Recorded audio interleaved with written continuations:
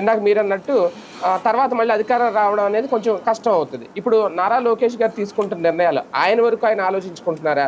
లేదంటే పార్టీ రాష్ట్రం కూడా అభివృద్ధి చెందాలంటే మొత్తం టీముని మొత్తం మార్చేయడం అనేది కరెక్ట్ అని భావిస్తున్నారు? అంటే మార్పు సందర్భంలో సహజంగా సైడ్ ఎఫెక్ట్స్ ఉంటాయి. మందు మనం కరోనా వ్యాక్సిన్ వేసుకున్నప్పుడు సైడ్ ఎఫెక్ట్స్ లేవా? అవును, ఎందుకంటే అలాంటివి ఉంటాయి. కొత్త నీరు కూడా ఒక్కొక్కసారి మనం ప్రాంతం మారినప్పుడు ఆ కొత్త నీరు మనకు పడదు, జలుబులు తుమ్ములు వస్తూ ఉంటాయి. అలాగే కరెక్ట్, కానీ ఎక్కువ మంది అట్లా వెళ్ళగలుగుతారు. అదే అదే సెటిల్ అవ్వాలంటే తప్పదు, అలవాటు చేసుకోవాలి అంతే.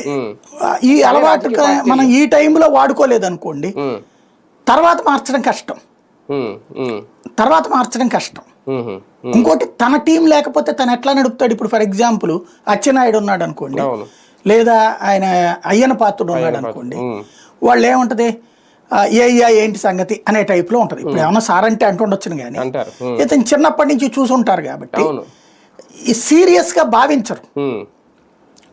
ప్లస్ వీళ్ళు చాలా ఆటుపోట్లు చూసుంటారు కదా, ఇదిగో ఇలా చేస్తే ఇట్లాంటి ప్రాబ్లం వస్తుంది అని చెప్తారు.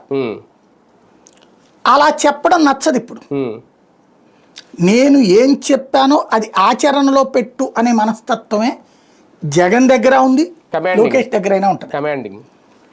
కమాండ్ గ్రిప్ తమ చేతిలో పెట్టుకోవడం అన్నటువంటిది. ఈ కాన్సెప్ట్ పాలిటిక్స్ ఇప్పుడు